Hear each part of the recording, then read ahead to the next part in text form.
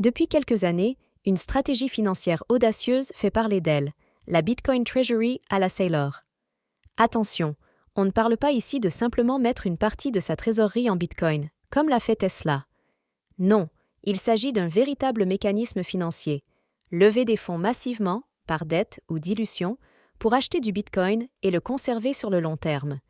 Une stratégie qui transforme l'entreprise elle-même en véhicule d'investissement Bitcoin.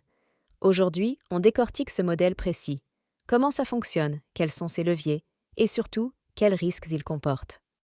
Pour comprendre cette stratégie, il faut remonter à août 2020. Michael Saylor dirige alors MicroStrategy devenue Strategy, une entreprise de business intelligence créée en 1989. L'entreprise fonctionne bien, génère du cash, mais se trouve face à un dilemme classique. Que faire de sa trésorerie excédentaire? À l'époque, les taux d'intérêt sont au plus bas. Laisser dormir 500 millions de dollars sur un compte bancaire revient à perdre de l'argent face à l'inflation. Les obligations d'État rapportent presque rien. Les actions sont volatiles. Saylor cherche une alternative. En août 2020, Strategy annonce l'achat de 250 millions de dollars en Bitcoin. Ce n'est pas une diversification timide, c'est un pari massif. Saylor ne présente pas ça comme de la spéculation, mais comme une réserve de valeur supérieure au dollar. La réaction des marchés? Scepticisme au début, puis engouement. Le cours de l'action Strategy commence à suivre celui du Bitcoin.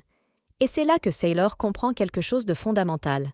Son entreprise peut devenir bien plus qu'un éditeur de logiciels. Elle peut devenir un proxy Bitcoin pour les investisseurs traditionnels.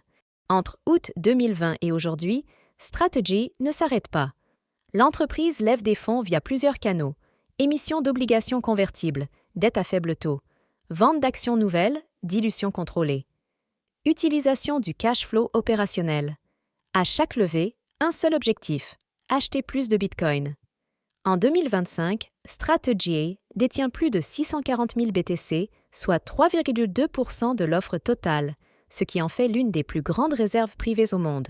Le principe de base: transformer la dette en actif. La stratégie repose sur un pari simple mais radical: le Bitcoin va monter plus vite que le coût de la dette. Prenons un exemple concret. Strategy émet une obligation convertible de 500 millions de dollars avec un taux d'intérêt de 0,75% par an, très faible, une maturité de 5 ans, une option de conversion en action si le cours grimpe. Avec ces 500 millions, l'entreprise achète du Bitcoin. Si le BTC prend 20% par an en moyenne, le gain dépasse largement le coût de la dette.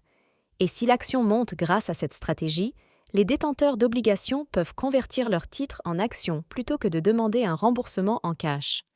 Pourquoi Saylor privilégie-t-il ce type de financement?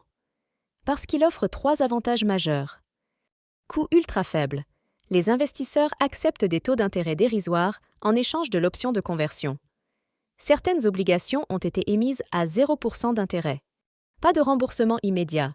Si l'action performe, les obligations sont converties en actions. La société de Saylor n'a pas besoin de sortir du cash pour rembourser. Effet de levier.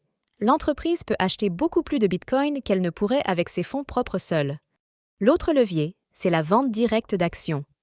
Strategy crée régulièrement de nouvelles actions et les vend sur le marché pour lever des fonds. Ça dilue les actionnaires existants, mais si le Bitcoin acheté avec ce capital prend de la valeur, le BTC par action peut quand même augmenter. C'est un équilibre délicat. Trop de dilution tue la valeur pour les actionnaires, mais trop peu limite la capacité d'achat de Bitcoin. Voici comment le système s'auto-alimente en phase haussière. Strategy annonce un achat massif de Bitcoin. Le marché réagit positivement, le cours de l'action monte. Cette hausse facilite de nouvelles levées de fonds, obligations ou actions. Les nouveaux fonds permettent d'acheter encore plus de Bitcoin. Le cycle recommence. Tant que Bitcoin monte, ce modèle fonctionne. Le problème, c'est qu'il amplifie aussi les mouvements à la baisse. Début 2021, Tesla achète pour 1,5 milliard de dollars de Bitcoin. Elon Musk présente ça comme une diversification de trésorerie. L'entreprise ne lève pas de dette spécifiquement pour cet achat, elle utilise son cash existant. Différence majeure avec Saylor. Tesla ne transforme pas son modèle d'affaires. C'est une allocation d'actifs, pas une stratégie centrale. D'ailleurs, Tesla revendra une partie de ses BTC quelques mois plus tard pour améliorer ses résultats trimestriels. Suite au succès médiatique de Saylor, Plusieurs entreprises ont adopté des variantes de cette stratégie. Capital B, anciennement connue sous le nom de The Blockchain Group, est une société cotée sur Euronext et la première en Europe à adopter cette stratégie. Semler Scientific, petite entreprise médicale qui se repositionne sur Bitcoin. Marathon Digital, mineur de Bitcoin qui garde 100% de sa production. Metaplanet, une société d'investissement japonaise convertie en Bitcoin Treasury. Depuis 2024, les ETF Bitcoin Spot, comme ceux de BlackRock et Fidelity, offrent une alternative plus simple pour les investisseurs institutionnels. Pourquoi alors choisir une Bitcoin Treasury? La réponse, l'effet de levier. Un ETF reflète simplement le prix du Bitcoin.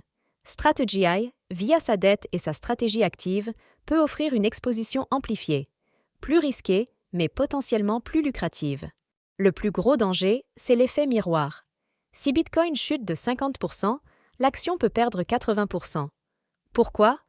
Parce que le marché intègre non seulement la baisse du BTC, mais aussi les risques liés à la dette. En 2022, lors du bear market crypto, l'action MSTR a perdu plus de 75% de sa valeur, alors que Bitcoin seulement 65%. Les actionnaires subissent donc une volatilité décuplée. Les obligations convertibles ont des échéances. Si, à maturité, l'action n'a pas assez monté pour justifier une conversion, les détenteurs vont demander leur remboursement en cash. Problème: si l'entreprise de Saylor ne génère pas assez de cash flow opérationnel pour rembourser des milliards, l'entreprise devrait alors vendre du Bitcoin, ce qui va à l'encontre de la stratégie, émettre de nouvelles dettes, refinancer, mais à quel coût? Faire faillite dans le pire scénario. Les autorités financières regardent ces stratégies d'un œil méfiant. Plusieurs questions se posent. Comment comptabiliser ces avoirs en Bitcoin? Faut-il les considérer comme des actifs financiers ou des réserves? Quelle transparence exiger sur les pratiques de custodie? Un durcissement réglementaire pourrait forcer ces entreprises à revoir leur modèle, voire à liquider une partie de leur position. Si le Bitcoin ne remplit pas sa promesse de réserve de valeur, toute la stratégie s'effondre. Une régulation hostile, un bug critique du protocole ou simplement un désintérêt du marché pourrait rendre ces positions illiquides et sans valeur. Strategy n'a plus de plan B. L'entreprise historique de logiciels est devenue secondaire. C'est un pari existentiel. Beaucoup d'entreprises tentent de copier le modèle Saylor sans en avoir les moyens. Des sociétés en difficulté voient dans Bitcoin une bouée de sauvetage marketing. Elles lèvent des fonds, achètent du BTC, mais n'ont ni la solidité financière ni la vision à long terme de stratégie. Résultat, quand le marché baisse, ces entreprises zombies font faillite, jetant le discrédit sur l'ensemble du modèle. Michael Saylor a créé une métrique spécifique pour mesurer le succès de sa stratégie, le BTC Yield. Il s'agit du taux de croissance du Bitcoin par action. Si Strategy achète 10 000 BTC en émettant des actions qui représentent 8 000 BTC de valeur diluée, le BTC Yield est positif. L'entreprise augmente son exposition Bitcoin par action, même en diluant les actionnaires. Un BTC Yield négatif signalerait que la dilution va plus vite que l'accumulation. Mauvais signe. Combien de Bitcoin l'entreprise possède-t-elle par rapport à sa dette totale? Si ce ratio se dégrade, plus de dettes pour moins de BTC additionnels, le risque de liquidation augmente. Le Net Asset Value NAV représente la valeur comptable des actifs, principalement le Bitcoin, divisé par le nombre d'actions. Si l'action Strategy se trade à 2 fois son NAV, ça signifie que le marché paie une prime pour l'effet de levier et la stratégie. Si elle passe sous le NAV, c'est un signal de défiance. Surveiller le prix des obligations convertibles sur le marché secondaire donne des indices sur la confiance des investisseurs. Si elles se vendent bien en dessous, c'est que le marché doute de la capacité de remboursement. Pour les fonds de pension, hedge funds et institutions qui ne peuvent pas détenir directement du Bitcoin, restrictions réglementaires, manque d'infrastructures, acheter des actions Strategy offre une exposition indirecte. Les obligations convertibles à taux quasi nul permettent de multiplier l'exposition sans payer cher. Si Bitcoin performe, c'est un amplificateur de gains. Saylor affirme vouloir garder son Bitcoin forever. Pas de trading, pas de ventes opportunistes. Cette conviction peut rassurer les investisseurs long terme. Si le BTC Yield reste positif, chaque actionnaire voit sa part du trésor Bitcoin augmenter sans débourser un euro supplémentaire. En cas de chute brutale, l'entreprise pourrait être forcée de vendre du Bitcoin au pire moment, créant une spirale baissière. Mettre toute sa trésorerie sur un seul actif, aussi prometteur soit-il, viole les principes basiques de gestion de risque. Quand Strategy se trade à 2 ou 3 fois son NAV, les nouveaux acheteurs paient une prime énorme pour une promesse. Si le narratif s'effondre, la correction sera violente. Posez-vous la question. Est-ce que vous voulez de l'exposition simple ou de l'exposition avec levier? Exposition simple. Acheter du Bitcoin directement ou via un ETF spot. Vous suivez le cours. Exposition avec levier. Strategy peut offrir des gains amplifiés, mais aussi des pertes amplifiées. C'est un pari plus risqué. N'oubliez pas que vous achetez aussi la compétence de management de Saylor, le risque de refinancement de la dette, l'exposition à une action traditionnelle, volatilité, réglementation. Même les plus grands fans de Bitcoin devraient se méfier d'une concentration excessive. Ces stratégies Bitcoin Treasury sont des paris all-in. Elles peuvent rapporter gros, mais peuvent aussi tout perdre. Une allocation raisonnable pourrait être 60% d'actifs traditionnels, actions diversifiées, obligations, 30% de Bitcoin direct, 10% maximum sur des proxys à effet de levier comme Strategy. Quand Strategy fait plus de 300% en un an, il est tentant de sauter dans le train. Mais c'est souvent à ce moment-là que le risque est le plus élevé. Les meilleures entrées se font quand personne n'en parle, pas quand c'est en une des médias.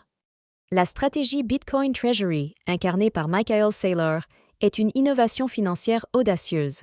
Elle transforme une entreprise classique en véhicule d'investissement crypto via un mécanisme de levée de fonds sophistiqué. C'est radicalement différent de simplement mettre un peu de BTC dans sa trésor, comme Tesla. Ce modèle repose sur 3 piliers. La conviction que Bitcoin est la meilleure réserve de valeur, l'utilisation agressive de la dette à faible coût et la capacité à maintenir la confiance des marchés pour continuer à lever des fonds. Les risques sont proportionnels aux ambitions. Volatilité extrême, mur de la dette, dépendance totale au succès de Bitcoin. Mais pour ses défenseurs, c'est le prix à payer pour potentiellement capturer une partie massive de la valorisation future de Bitcoin. Une chose est sûre, cette stratégie ne laisse personne indifférent. Elle fascine, elle inquiète, elle divise. Et c'est exactement ce qui fait d'elle un cas d'école passionnant pour comprendre les nouvelles frontières de la finance décentralisée. Si cette vidéo vous a plu, n'hésitez pas à liker, partager et vous abonner. Et surtout, dites-moi en commentaire, seriez-vous prêt à investir dans une Bitcoin Treasury ou préférez-vous détenir votre Bitcoin directement? À très bientôt pour un nouvel épisode.